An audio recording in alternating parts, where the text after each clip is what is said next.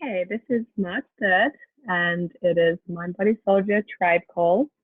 Um, and we're actually today, I would like to start off with a mindfulness um, sort of meditation exercise because I know what it takes to get here and be on this call. I feel like so many of us are just like running, and it's like we never really take the time to just acknowledge the fact that we make it to things and we are exactly where we're supposed to be. So I just want you to close your eyes for a second. We're going to breathe in through your nose for the count of 4 and out through your nose for the count of 4. So in, 2, 3, 4, out, 2, 3, 4. And as you breathe, just thank yourself for showing up to this call tonight. And thank yourself because I'm sure that there are a million other places that you could be right now and need to be, but you showed up for this call, you showed up for yourself, you showed up for the team.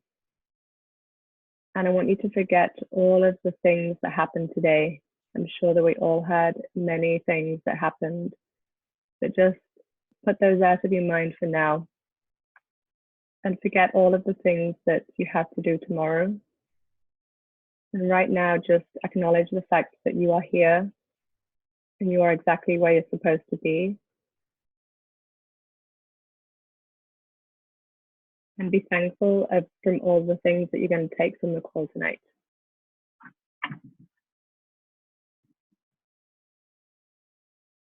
Okay, you can open your eyes. I think that's a really good practice to just always do, to acknowledge that, you know, it is sometimes challenging to commit and to just be, you know, to show up to things. So thank you, ladies, for doing that. So tonight, we're going to be talking about sitting on the sidelines. So does anybody have any ideas what we're going to be talking about when I say we're going to be talking about sitting on the sidelines? And I can't unmute anybody because my Zoom has frozen, so feel free to just unmute yourself.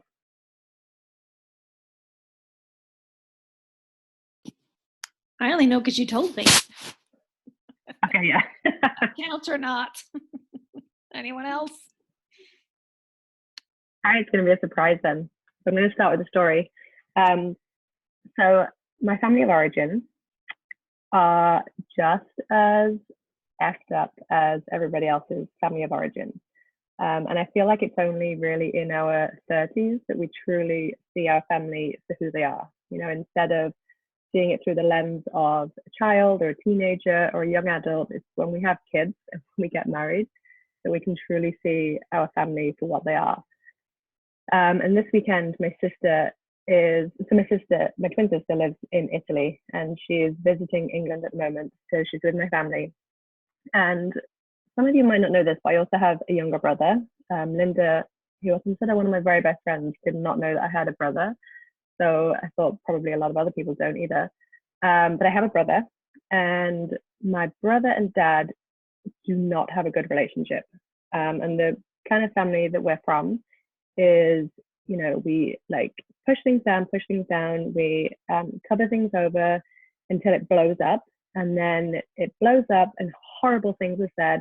And then we just move on as though nothing happened. Like nothing is ever talked about. It's, you know, the typical British way of doing things, and it's not very good, in my humble opinion. But you know, this weekend, my sister was texting me because they were all playing cards, and my dad was just being horrible to my brother, like just saying awful things.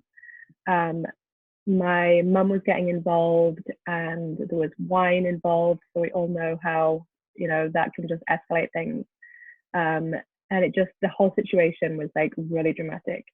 And as the oldest child, my first instinct is always to fix, to go in there and to make everything better. So growing up, I wanted to fix everybody's problems in the family. when my parents were arguing, I wanted to fix it. And I actually felt the need, like it was my role to fix their problems. When I thought they were going to get divorced, I took it upon myself to, to fix that, to make it better, to make them somehow love each other and be the parents that I wanted them to be together. And I just always saw it as my role to step in and take control of the situation. And this weekend, I wanted to step in more than anything. I wanted to climb inside that phone and just make everybody happy, keep the peace, stop the conflict, stop my dad being such an asshole to my brother, protect my brother, just like be that big sister, caretaker role that I have, that I grew up in. And only through therapy and, realizing in these later years, like that was my role. And that's why I always want to fix and to avoid conflict.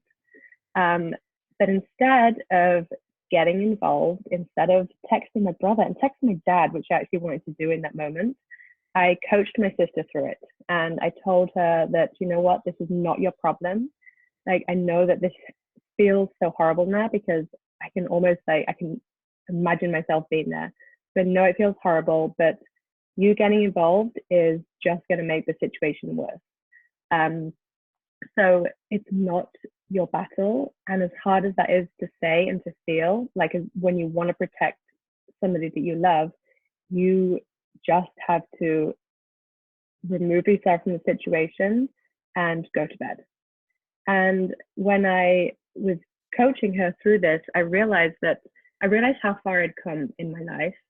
And I realized that, we all have these areas of our lives that we struggle with, and that we have the need, not even the desire, but the need to control, right? And it comes from anxiety and fear and just that need to fix and control.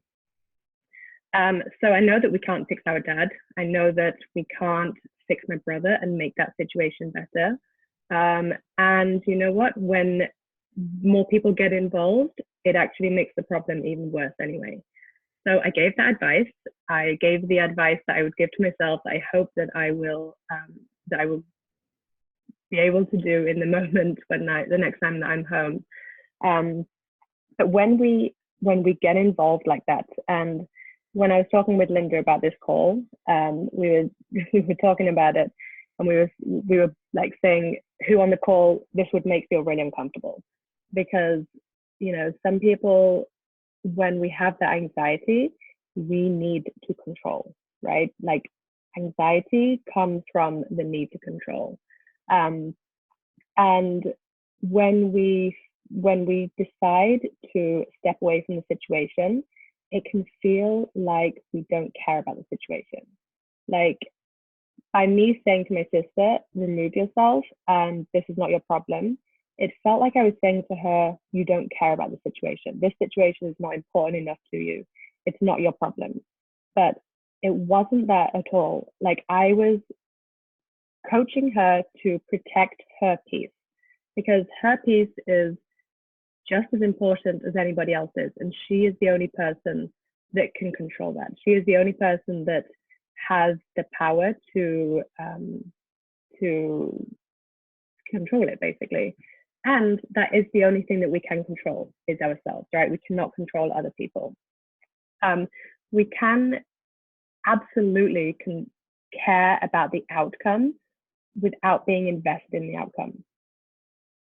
I know that sounds like when Linda first said that to me, I was like, well, I need to take care. I need to control the outcome, because if I don't control the outcome, then I don't care.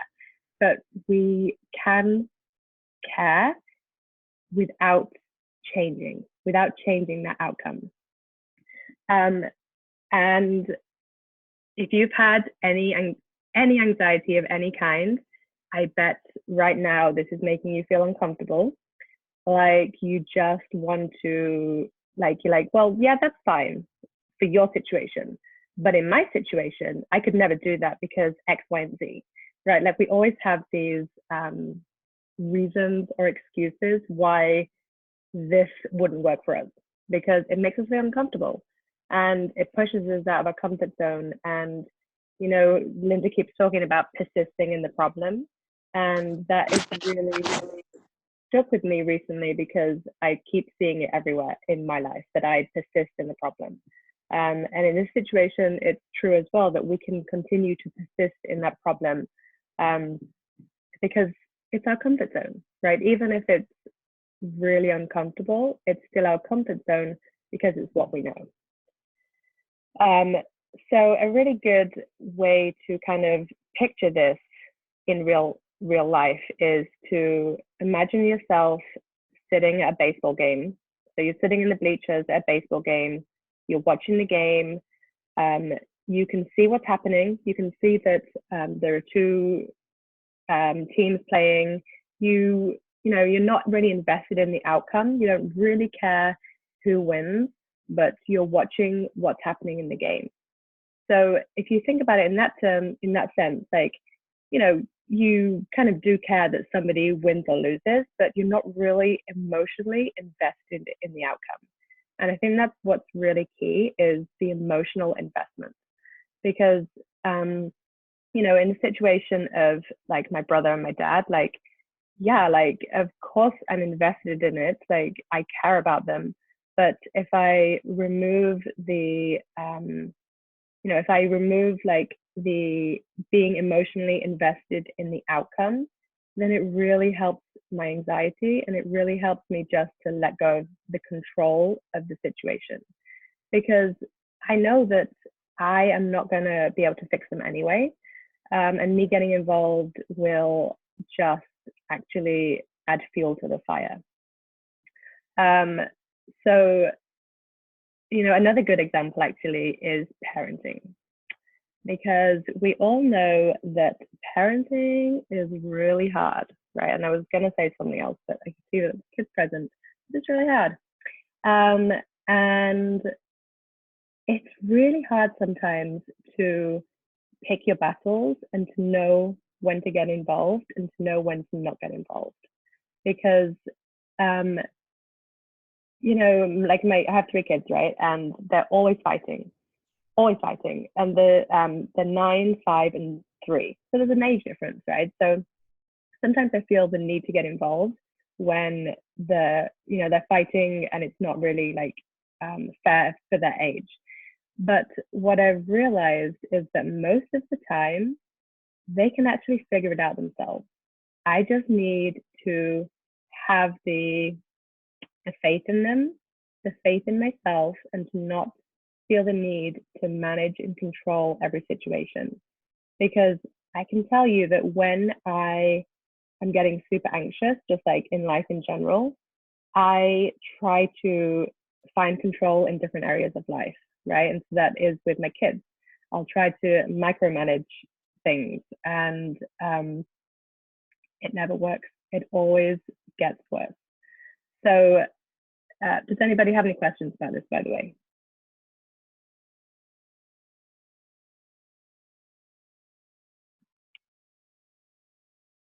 No questions. All right, so I have a strategy, obviously. So the strategy is a mindfulness strategy for staying in your lane. So we're going to take the BBI. Do you remember what the BBI is? I just remembered that we were going to be doing the magazine quiz, right? This would be a good one for that. Nobody know what the BBI is? Totally forgot about the magazine quiz. I know, right? I think we did it once. Huh? I actually, you know what? That's funny you said that, because I thought about that, but then I thought to try to do it the second team call, so we have time to read it, because we just came out yesterday. Yeah, that's true. Fair enough. Okay. Anyway, BBI. I will include it. So if you're on this call, you're going to be ahead of the game. Just write it down. Okay, get your homework on. Breath, body, intention. That's what the BBI is. So, you know, you might be thinking that, okay, so fine, like you're telling me that I should not always get involved in situations, but how do I know what situation to get involved in? You know, like, and it's families, especially families of origin, are really tricky, I feel, because we often revert back to our childlike selves, or our teenage selves, which is emotionally really hard, right? Because there's that different power dynamic, and we are trying to communicate in on the level of like a 5-year-old, right? So that emotional intelligence, even if we're very emotionally intelligent now, is not the case when we're dealing with our family. So, you know, you might be thinking like, how do I know which situations to get involved in and which situations to not get involved in? So the strategy is that before you react to anything, you're going to take a breath. So when you feel yourself like getting drawn into that drama, and I know that you all know what I'm talking about, because it doesn't have to be family, but I feel like family is a really good example because we all know what that feels like. So before you get dragged into the drama, the micromanaging or whatever situation it is, just, you know, go to the bathroom, go to the kitchen, whatever, but go somewhere and close your eyes and square breathe for 20 seconds. So square breathing is where you breathe in for 4 seconds on one side, hold it for 4 seconds, exhale for 4 seconds, and then hold your breath for 4 seconds. And visualizing that square is a really good way of controlling your breath. And it allows you to go from that part of your brain, which is back here, which is, Michelle, you might be able to tell me what it is called, because I can't remember. But the part of where the fight or flight is, to this part of your brain where you can actually think clearly. Because when we're in that fight or flight mode, our emotions, we're in the red zone, we literally cannot think straight. So we need to get out of that zone. And the best way to do that is to focus on your breath for like 20 to 30 seconds.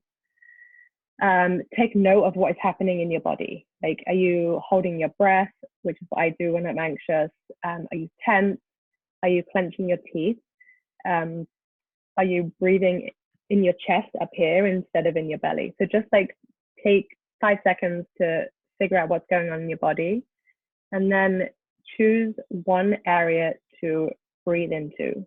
So whether you're breathing into your chest, sorry, not breathing into your chest, whether you're breathing into like your shoulders that are tense, your jaw, which is tense, because we often like clench our teeth and have the tongue on the roof of our mouths without even realizing it. That's just how we go through life. So just like breathing that relaxation into the area for another 20 seconds. So this has only taken you 1 minute so far to remove yourself, to deep breathe for 20 to 30 seconds, and then focus on a different part of your body to relax for the other 30 seconds. So we all have time to do this.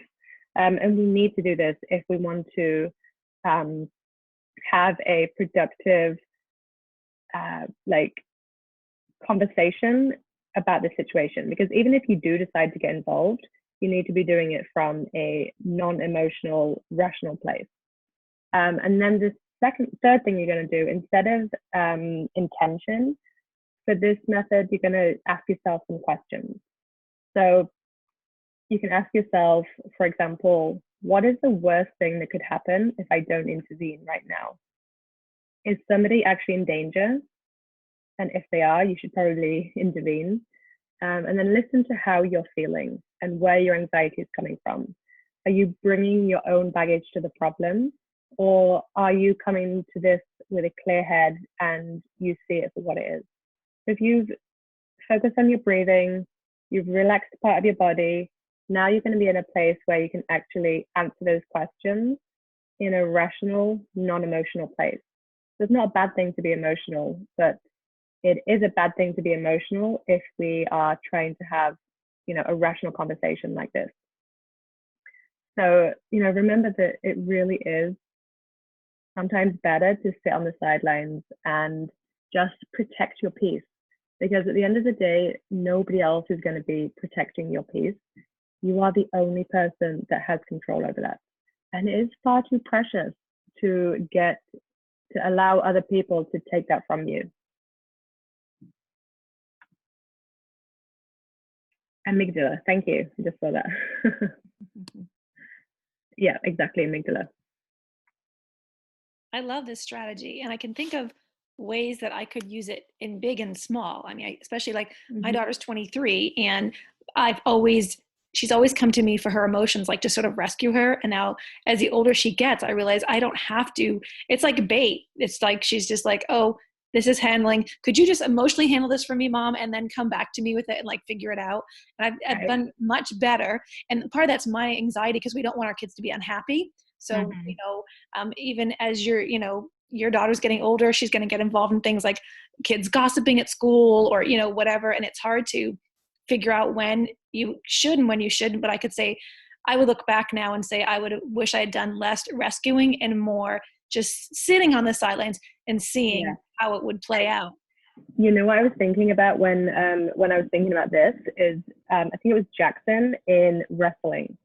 I think it was a couple of months ago. Jackson didn't do. I think it was Jackson. Yes, I remember Jack's post. Yeah, didn't do very well in wrestling, and she just wanted to rescue him. And like, I think all of us mums were just like, "Oh my god, that like hurts my heart." But it was such a great thing to do, because like, we as parents, we want to rescue our kids, right? Like, we do not want to see them suffer. But if we're always rescuing them, we're not teaching them to be strong for themselves, and we're not always going to be there for them, right? No, and then they don't have the skills. I mean, I'm, you know, sometimes Lincoln, I'm thinking, do you have any skills? You know, everything she's got to filter through me. So I get that.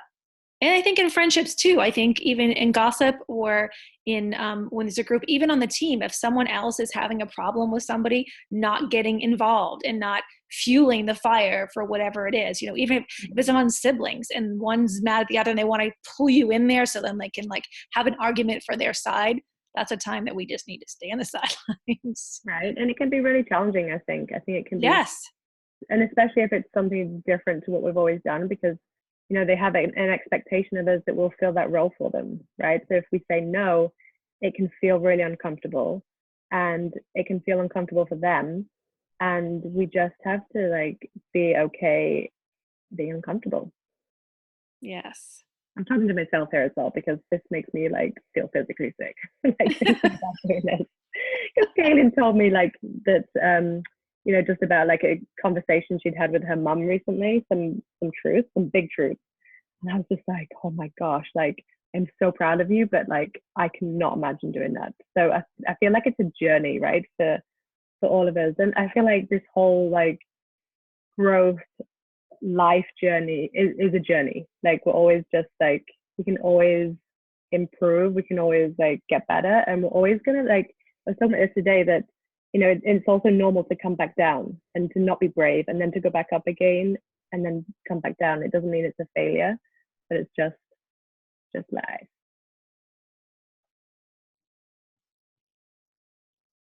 Anybody have anyone think of a time when they didn't sit on the sidelines, but they wish in hindsight that they did? Good one. Like, you thought, oh, I got involved, and I go, oh, I really wish I didn't. Anybody? Yes. I think we all have, but I just wanted someone else besides me and Louise to talk. Jess?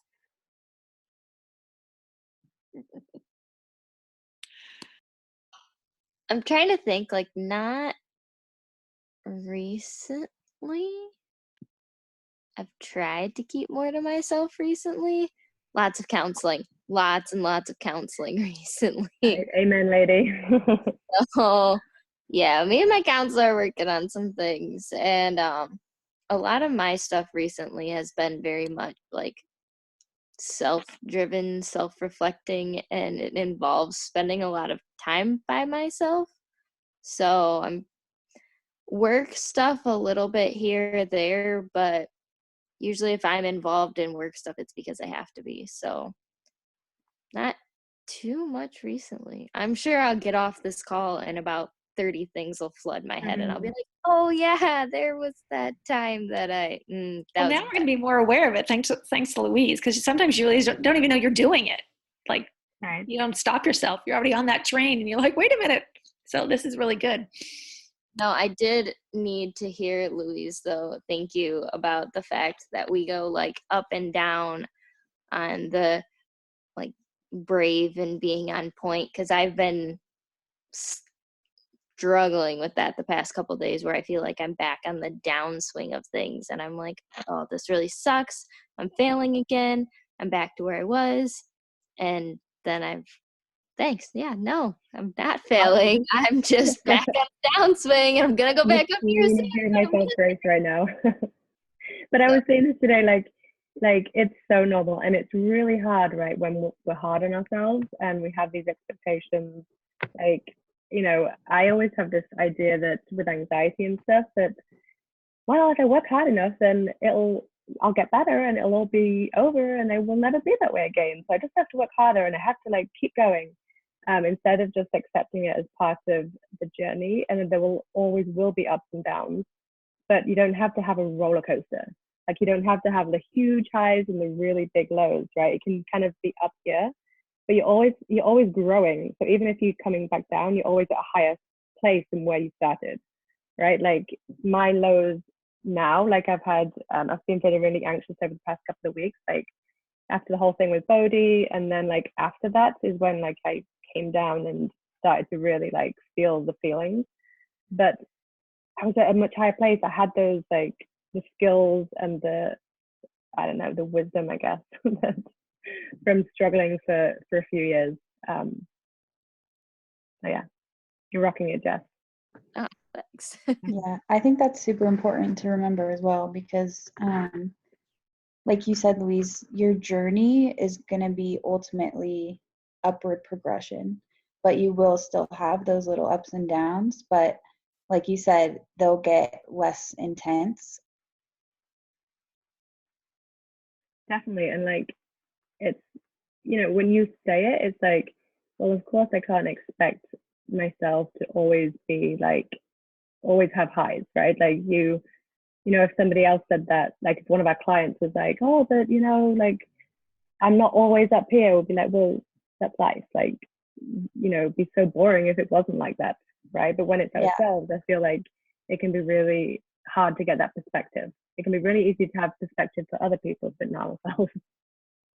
Exactly. Yeah. And we need those low moments to make us appreciate the higher moments as well. And it's good because with all of those low moments, there are new opportunities for lessons and for growth.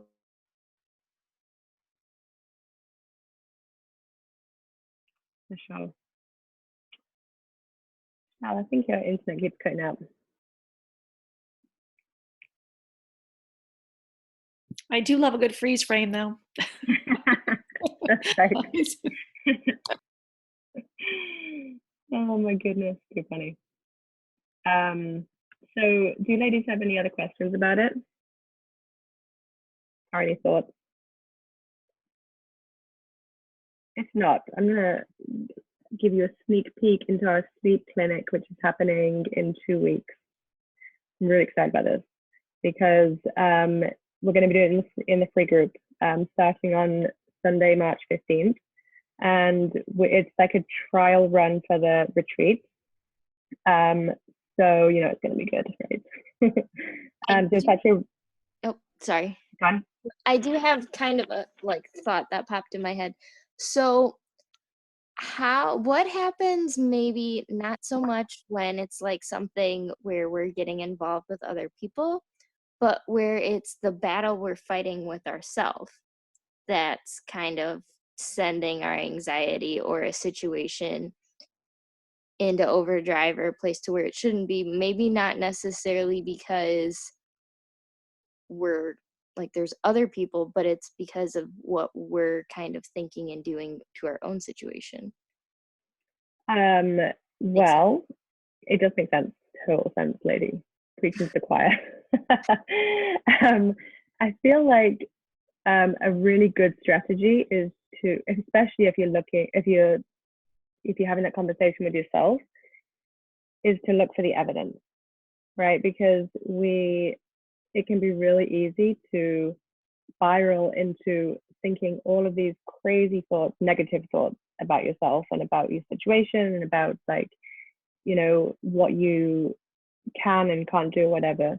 But if you try to be super objective and look at yourself from another person's point of view and just look for the evidence of what it is that you're thinking, I feel like it gives you perspective and it gives you the ability to be more objective, which is really hard when we are so caught in that like sort of vortex of, you know, the negative self-talk, especially if you've been doing it for a while, like the self-talk, negative self-talk, because it becomes like second nature, right? It's like, you know, you just think that's the only way. But actually like being able to stop it and to look for that evidence and then journal about it, you know, write that evidence down so that next time you can come to it and it will be right there for you. That makes sense? Yeah, that makes, yeah. Oh, that's a good question. So the sleep clinic, we're going to be doing a sleep clinic at the retreat, at the women's retreat. So in the free group, it'll be starting on the Sunday, the 15th, and the intro day will be like a self-discovery piece so that you can, or the people in the group can figure out what kind of sleeper they are and what their sleep problem truly is. You know, what it is that stimulates them before bed, what relaxes them, because, you know, to us, this is like, well, of course, like we know this because we're in this, on this growth journey. But for so many people, they're just like, well, I can't sleep, so, and I don't know why, and whatever, I just can't sleep. And then day one will be the perception of the problem and asking people, you know, what they really think their issue is, and then trying to transition that problem for them.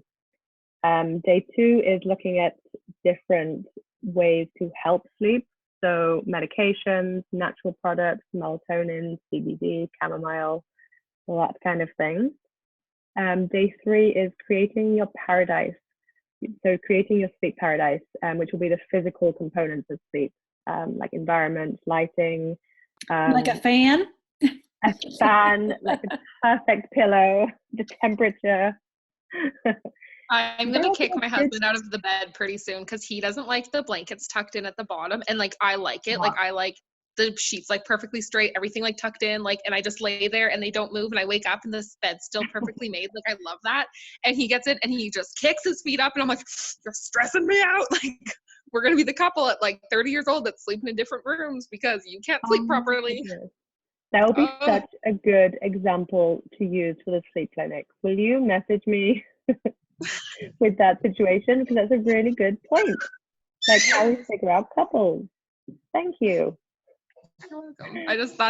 He was gone last night for work and he hasn't been like away from home for a while. And I like woke up and I'm like, the bed is still made. Like the sheets aren't twisted. Like this is glorious. And I'm like, this is it. He's out. That's too funny. So day 4 will be preparing for sleep. So we own tomorrow, starting tonight. Just like basically what happens tonight is how you start your day tomorrow. So I love that quote. Right. Yeah. And it's so true. You know, if I can't sleep, if I go to bed anxious, worrying about the next day, whatever, I wake up feeling the same way. And then day 5 is strategies for when shit hits the fan, basically, because we can have all these great ideas about what to do when, you know, for sleep, when things are great in our life. But what happens when, you know, the kids get sick or we have trouble at work or whatever. And then the Saturday will be what's next, like how can we help them going forward. And we'll be talking about the retreat, the Mindful Mamas group I'm doing, you know, Mind Body Soldier, that kind of thing. So I wanted to share that with you because it is going to be such a great group and I want you to be aware of it so that you know how to share it. Because, you know, this is great for everybody, whether people think they have sleep problems or not. I think that you can all get some benefit from it. And Linda's going to be running it with me, so you know it's going to be good. Susan, do you have anything to share about like Is this like a code word? no like any like housekeeping or anything? No, I don't think so. Can't think of anything. No, other than you guys saw that we redid the PD group, so I put that in the thread. Everyone can check that out. Michelle and I and Jack have been working on that. That's going to be super helpful. Ready? I can't hear you. Susan?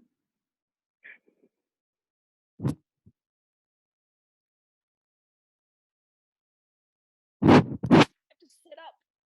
Oh yeah, you got to sit up. Sorry. Okay. Now can you hear me? Kind of. Okay, I won't keep talking. I'll just stop talking. I'm sure it's very profound what you were saying. It was. All right, ladies.